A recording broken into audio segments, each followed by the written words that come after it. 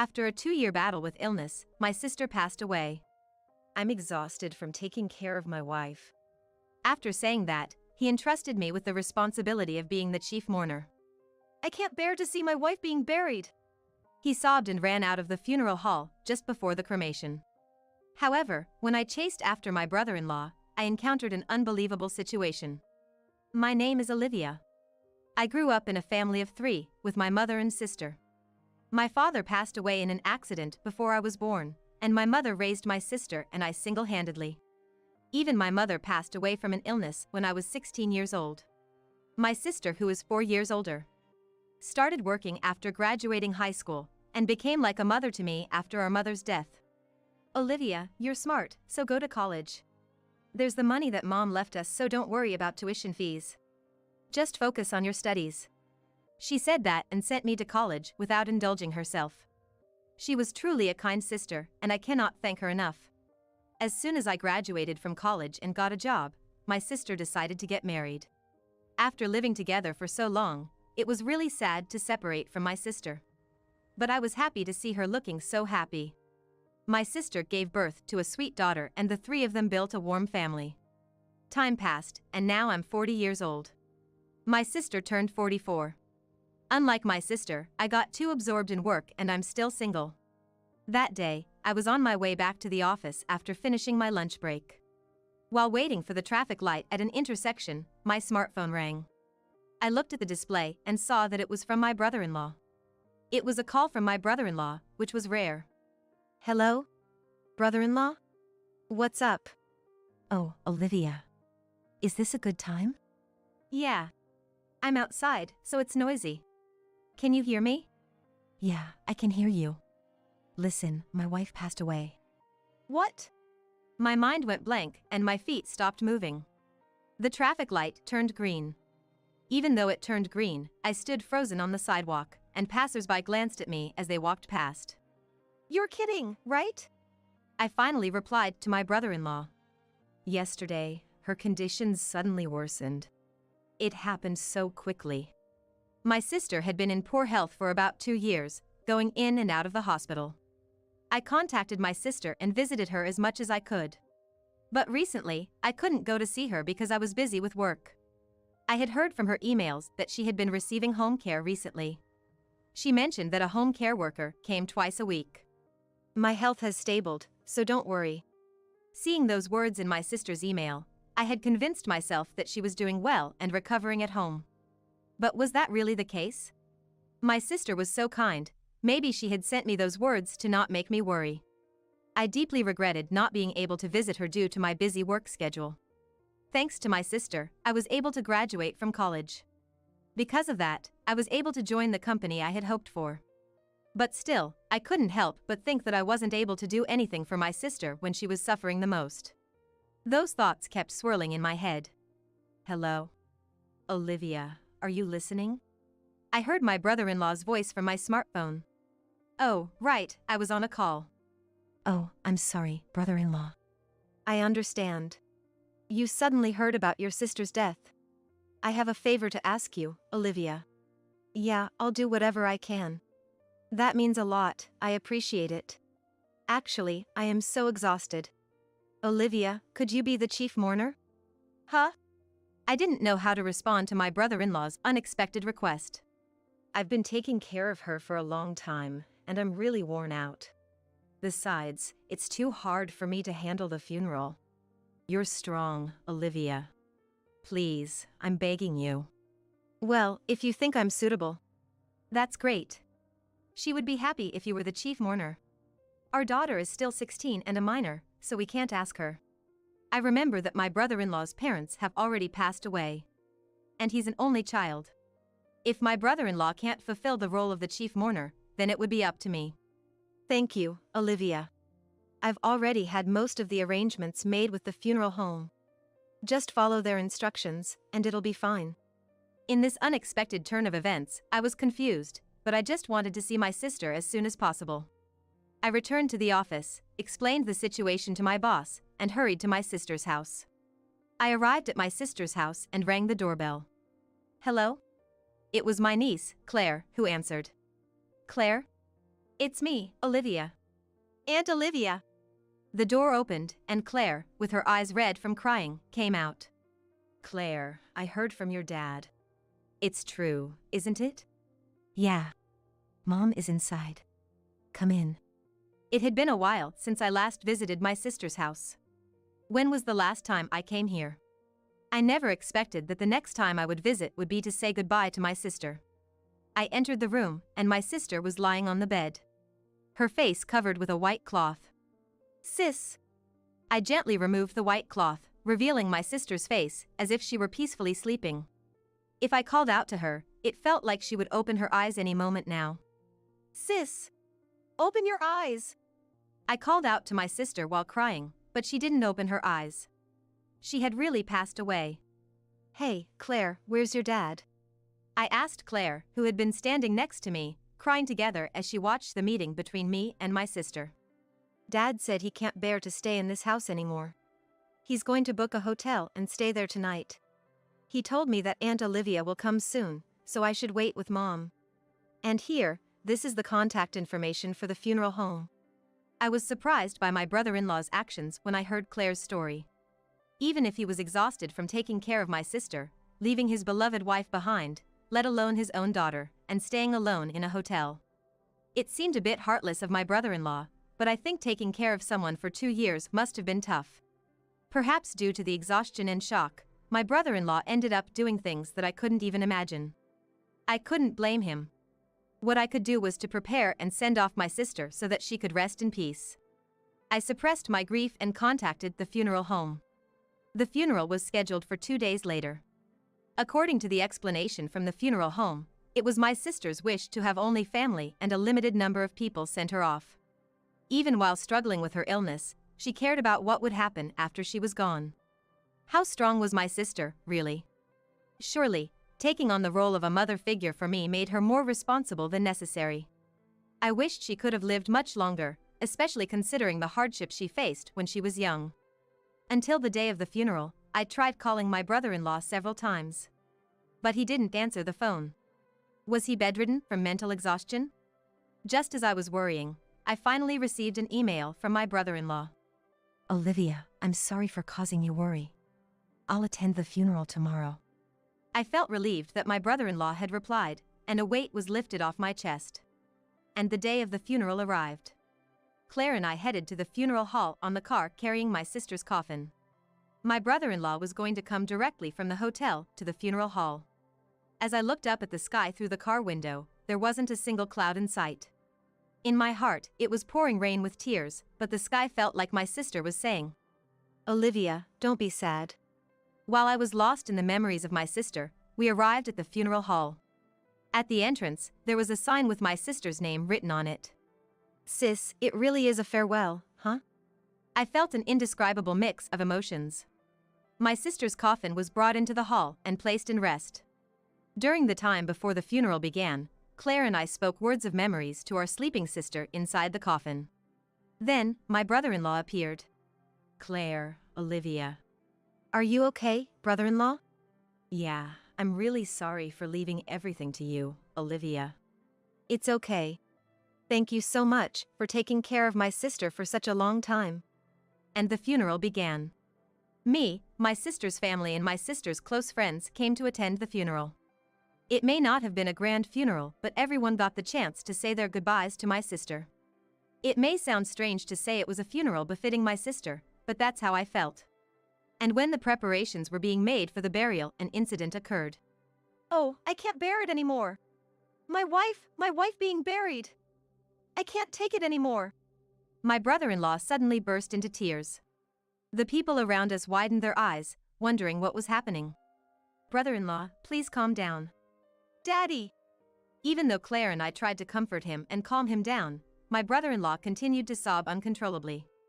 Feeling concerned, one of the staff members from the funeral hall came over, but my brother-in-law shouted, I can't do this anymore.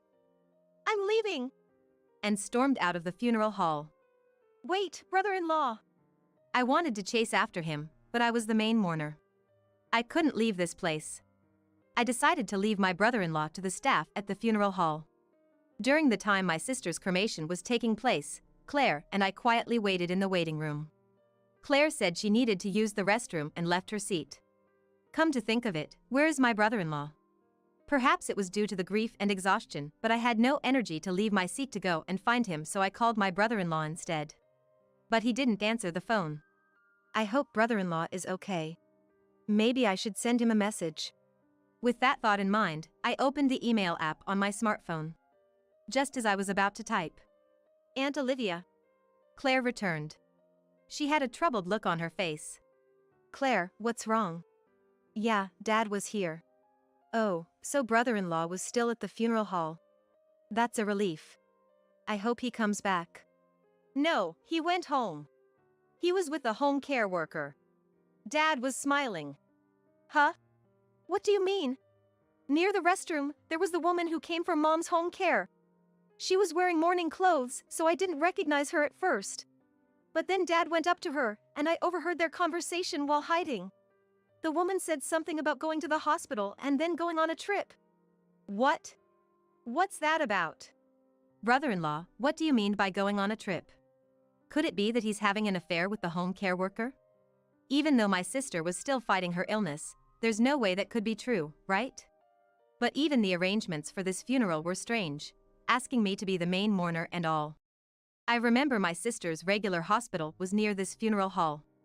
"I'm sorry, Claire. Just wait here for a moment. I'll be right back." Saying that, I dashed out of the funeral hall towards the hospital. Passers-by were taken aback as I ran in my morning attire, but I couldn't care about that right now. Huff, huff, huff. When I arrived at the hospital, my brother-in-law was standing at the entrance. I hid behind a pillar, hoping not to be seen by him. After a while, a woman came out of the hospital's entrance. "Sorry for the wait. Let's go, let's go." Saying that, the woman linked arms with my brother-in-law. "Nevertheless, your acting was top-notch. I couldn't bear it anymore, my wife turning into ashes." "Please stop. If I didn't do that, I wouldn't have been able to leave that place, right? But is it okay for you to go on a trip during your wife's funeral?" "Oh, it's fine. I'm supposed to be at the hotel. And everything else will be taken care of by my sister-in-law. She's single and proactive, so I can rely on her." What on earth? Even though my sister is gone, my brother-in-law is happily chatting with another woman. To show me something like this on the day I bid farewell to my precious sister. I will never ever forgive him. I managed to suppress my anger and captured the scene of my brother-in-law and the woman on my smartphone. And just as the two of them were about to get in the car, I called out, "Brother-in-law." "Huh? Oh. Olivia, what are you doing here?" The woman next to him also had a forced smile on her face. "Well, why don't you tell me? What are you doing here, brother-in-law?" I couldn't bear to witness my wife's burial. I felt sick and came to the hospital." "I see. That's why I thought you might have left the funeral hall and gone to the hospital, so I came here to check on you. I'm pretty proactive, you know." Well. Upon hearing my words, my brother-in-law's face froze in shock, unable to say anything. "Well, the cremation will be over soon. Let's go back to the funeral hall. Oh, by the way, you should come with us." I said that and glared at the nurse. "Oh, no, Even if I have to drag her, I'll take her with us. I'm serious." "You should come too." Okay," she replied with a dragged expression. In the car on the way back to the funeral hall, it felt like we were in the midst of a funeral. When we arrived at the funeral hall, Claire was waiting anxiously. "Claire, I'm sorry for leaving you alone. Aunt Olivia, they're about to call us soon." "Oh, Dad." Yeah. Claire." My brother-in-law replied with watery eyes. And after the burial was over, my brother-in-law, Claire, myself, and the friends who cherished my sister said our goodbyes to her quietly. I had the nurse wait outside. I couldn't allow the mistress to be present while we said our goodbyes. I didn't want my brother-in-law to handle them either, but I couldn't cause a scene here. Stay calm, stay calm." I reassured myself and managed to get through the situation. The funeral is finally over. But the real challenge lies ahead. We headed to my sister's house in my brother-in-law's car. Claire is sitting in the front seat, and the nurse and I are in the back seat. The car is silent. Once we arrived at my sister's house, I decided to confront my brother-in-law and the nurse right away. But before that, I asked Claire, "What about you? Since it's going to be an adult conversation, do you want to wait in your room?" "No, I'll stay with you, Aunt Olivia. I want to hear it too." Claire saw her father leaving the funeral home with a smile on his face. It's too late to hide the truth from her now. My brother-in-law and the nurse sat in the living room, looking small and defeated. "Brother-in-law, please explain what's going on." "Well, you see. She started coming as a home nurse, and things just developed from there. Even though my sister was suffering from her illness. What on earth are you doing, brother-in-law?" I raised my voice, and my brother-in-law stiffened, unable to say anything. "You said you stayed at the hotel because you were tired, but it was really to meet this woman, wasn't it?" "Well, I was really exhausted. So, what's wrong with finding some comfort?" "What? That doesn't justify doing something like this." I slammed my hand on the table. My brother-in-law froze in place, unable to say a word in the face of my intensity. At that moment, Claire, who had been observing the situation all along, spoke up. "I was the one taking care of Mom most of the time." "What? What do you mean?" I turned to Claire. "Well, Daddy is only home when the nurse comes. And he leaves with her when she goes." "Claire, what are you saying?" "But it's the truth, right?" To my surprise, my brother-in-law couldn't say anything in response to his daughter's input. Now it's the nurse's turn. "And you? After doing something like this, do you really think you can get away with it?" I wonder what my face looks like now. I'd like to see it in a mirror. This must be the face of pure rage. "Oh, I am truly sorry." No one can stop my momentum anymore. It's surprising to see myself, who rarely raises my voice, pursuing the other person with such a forceful tone. I never knew I had this side to me. Maybe my sister is lending me her strength. Brother-in-law, crying inconsolably before the cremation was all an act, right? And going on a trip during my sister's funeral. What are you really thinking? I will never forgive you. However, the nurse made a final desperate attempt. "Sister-in-law, you say this and that, but where is the evidence?" Bam. "This should be enough evidence," I declared as I thrust the photo I took at the hospital earlier. Clear as day, it shows my brother-in-law and the nurse walking arm in arm, laughing. The nurse couldn't say anything anymore. "Apologize to my sister," I shouted at them with the loudest voice I had all day. "Oh. Okay, I get it," they said as my brother-in-law and the nurse quietly stood in front of my sister's picture and apologized. After that, I took the appropriate steps to report my brother-in-law's actions with the nurse to the hospital that she worked.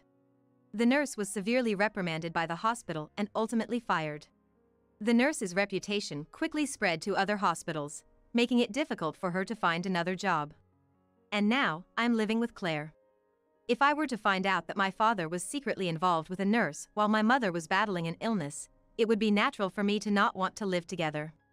But no matter what kind of father he is, Claire is still his child. Although my brother-in-law made a mistake, he is also the person my sister chose to marry. I have no intention of forcibly separating Claire from my brother-in-law. However, I intended to stay by Claire's side until her feelings settled down. My brother-in-law, of course, broke up with the nurse. It seems he desperately clung to her afterward, saying things like, "Don't leave me. Now we can openly be together. Let's get married. But it seems she has completely lost interest in him. Furthermore, they seem to be in a heated dispute over compensation, saying things like, "How are you going to make up for getting me fired because of you?"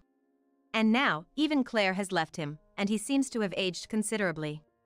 The other day, when Claire secretly went to check on him, he was kneeling in front of my sister's picture apologizing. Claire waits for me and cooks dinner when I come home late from work.